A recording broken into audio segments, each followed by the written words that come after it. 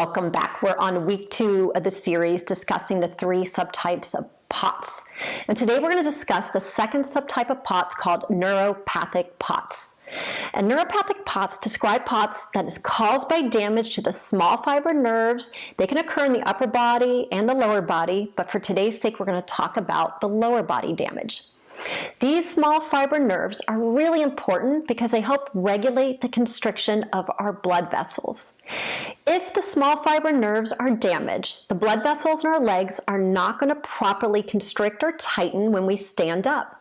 This is going to cause that blood to pull down. It's going to pull into our legs. It's going to pull into our abdomen.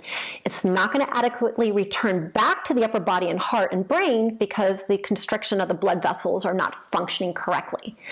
So the heart's going to compensate, and it's going to do this by beating faster, and we call that tachycardia. It's really common for those with Ehlers-Danlos syndrome, especially the hypermobile form, diabetes, and small fiber neuropathy, to have neuropathic POTS. Again, many of those with neuropathic POTS can also have the other subgroups of POTS, so treatment can be the same, but it still is important to know if you have this type of damage. One common medication that we use in this group is called Metadrin, and Metadrin works on constricting our blood vessels. And what they found through research is that there's been up to a 40% decrease in fainting after 2 weeks of its use.